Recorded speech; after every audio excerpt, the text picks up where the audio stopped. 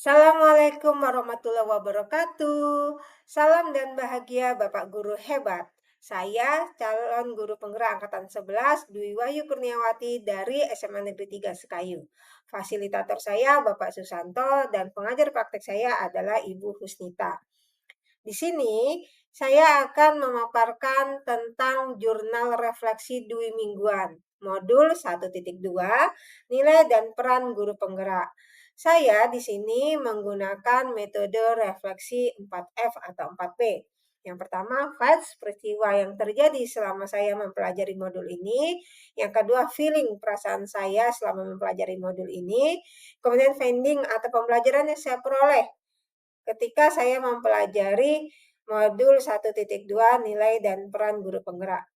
Kemudian yang terakhir yaitu future atau penerapan. Apa yang akan saya lakukan selanjutnya setelah mempelajari modul ini. Nah, di sini ini adalah gambaran kegiatan kami selama mempelajari modul 1.2 nilai dan peran guru penggerak. Lalu selanjutnya, yaitu kegiatannya mulai dari diri, eksplorasi konsep, ruang kolaborasi, bertemu dengan teman-teman secara virtual, dengan fasilitator, dan dengan pengajar praktek. Kemudian demonstrasi kontekstual, kemudian pemahaman koneksi antar materi, lalu elaborasi pemahaman. Nah, di sini yang saya pelajari yaitu mengenai pengalaman trapesium usia dari mulai masa sekolah sampai sekarang. Tapi ada momen-momen yang paling penting di situ. Kemudian yang kedua tentang nilai-nilai kemanusiaan atau kebajikan universal. Yang ketiga tentang nilai dan peran guru penggerak. Peristiwa yang saya alami setelah saya mempelajari modul 1.2 nilai dan peran guru penggerak, dimulai dengan diri sendiri, yaitu membuat trapesium usia yang menceritakan bagaimana pengalaman yang pernah terjadi pada diri saya pada masa sekolah dahulu, tentang peristiwa yang bernilai positif dan negatif yang masih dapat diingat sampai sekarang, dan dampak emosinya yang berpengaruh terhadap diri saya dengan menggunakan roda emosi Plexik. Hal ini memberikan pembelajaran baru bagi saya sebagai guru. Saya harus bisa memberikan momen positif untuk murid saya dan mengusahakan untuk menghindari terjadinya momen negatif yang dirasakan oleh murid saya. Ini adalah hasil refleksi saya ketika saya membuat trapesium usia. Ternyata memang sangat berpengaruh, bahkan sampai sekarang, dari masa dahulu yang rentang waktunya lumayan cukup lama. Nah, ini saya ingin anak-anak nanti, murid-murid saya tidak merasakan hal negatif itu. Selanjutnya, materi nilai dan peran guru penggerak, di mana sebagai guru penggerak tentunya saya harus memiliki peran dalam memimpin perubahan.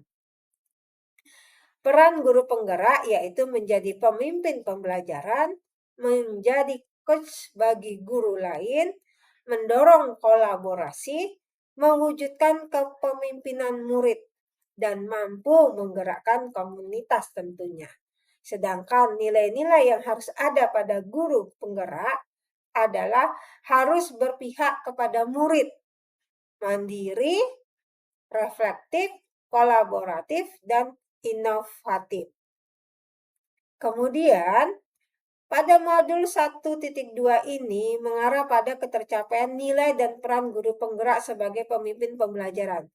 Selaras dengan filosofi Ki Hajar Dewantara pada modul 1.1 yang menitik beratkan pada penghambaan terhadap anak atau pembelajaran haruslah berpihak kepada murid. Filosofi Ki Hajar Dewantara dengan nilai dan peran guru penggerak tentu saja memiliki keterkaitan yang sangat erat dan tidak bisa dipisahkan, karena filosofi Ki Hajar Dewantara merupakan pintu gerbang kita masuk untuk menuntun murid. Kemudian nilai dan peran guru penggerak harus kita punya Karena hal tersebut memiliki tujuan sama, yaitu pembelajaran yang berpihak kepada murid pada akhirnya. Kemudian perasaan saya setelah mempelajari modul 1.2 tentang nilai dan peran guru penggerak ini, yang saya rasakan dapat menambah pemahaman saya, yaitu tumbuh kesadaran diri saya sendiri dan merasa senang serta bersemangat di hati saya untuk mulai tergerak melakukan perubahan-perubahan tentunya. Diawali dari diri saya sendiri terlebih dahulu.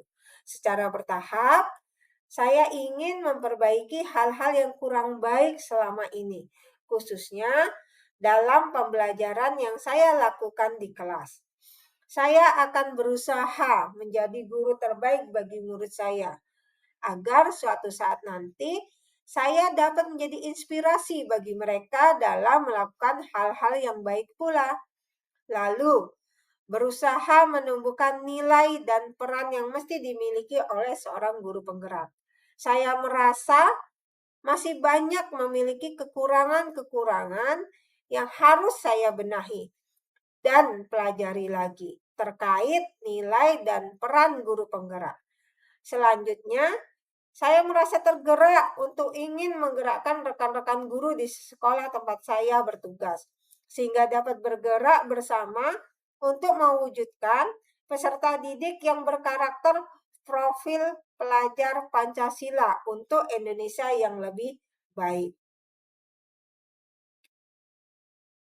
Sedangkan pembelajaran yang saya peroleh sebelum mempelajari filosofi pendidikan pemikiran Ki Hajar Dewantara dan nilai serta peran guru penggerak, saya hanya berpikiran bahwa murid itu seperti gelas kosong yang harus diisi penuh pengetahuannya oleh saya sebagai guru, dan sayalah satu-satunya pusat pembelajaran bagi murid.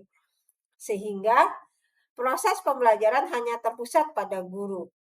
Sekarang saya berpikir bahwa sebagai guru penggerak, saya harus mampu menjadi pemimpin pembelajaran yang berpihak kepada murid, kemudian bisa menjadi coach bagi guru lain, dan berani berkolaborasi dengan rekan sejawat.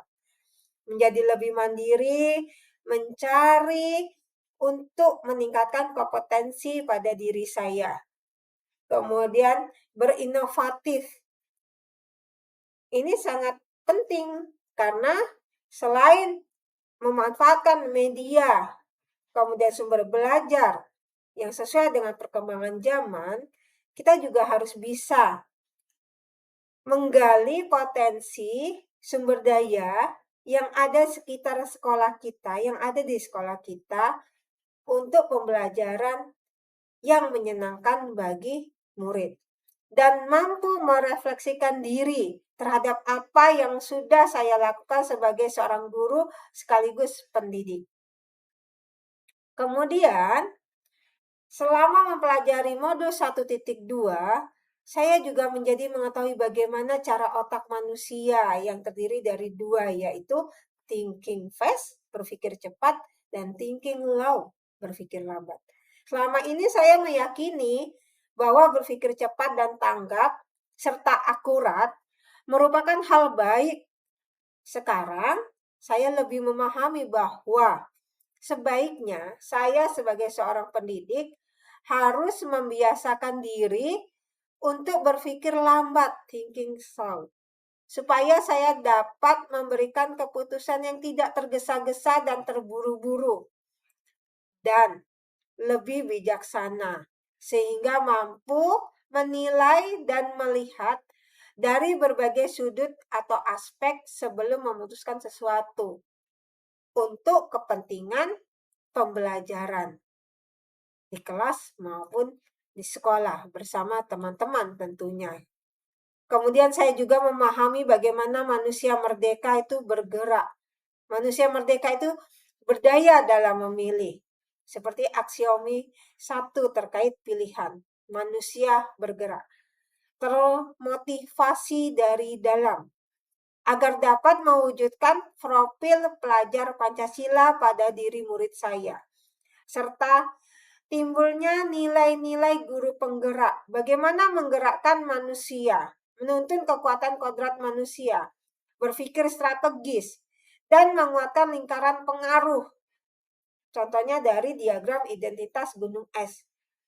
Bukan hanya terlihat dari atasnya saja, tetapi di dalamnya justru penuh dengan kompleksitas di situ. Itu yang harus kita pelajari. Bagaimana kita bisa menuntun yang ada yang tidak terlihat. Menjadi pendidikan yang berpihak kepada murid. Kemudian, di sini hal lainnya yang saya dapatkan adalah saya menjadi mengetahui 5 kebutuhan dasar manusia, yakni kebutuhan kasih sayang dan rasa diterima di suatu tempat. Kemudian rasa kekuasaan, kesenangan, kebebasan, dan bertahan hidup. Kemudian tahapan perkembangan manusia secara psikososial menurut Erik Erikson, bahwa setiap anak itu memiliki cara pandang sesuai dengan tahap tumbuh kembangnya. Diharapkan ketika kita sudah mengetahui psikososial di setiap tahap perkembangan manusia, sehingga kita bisa tahu apa yang harus dilakukan ketika berhadapan dengan murid untuk menyesuaikan dengan tahapan perkembangannya. Kita sebagai guru harus lebih dahulu mempelajari dan mencontohkan dalam keseharian yang mencerminkan profil pelajar Pancasila. Karena sejatinya guru adalah teladan bagi peserta didik, sehingga dapat mewujudkan pendidikan yang berpihak kepada murid yang memiliki jiwa profil pelajar Pancasila.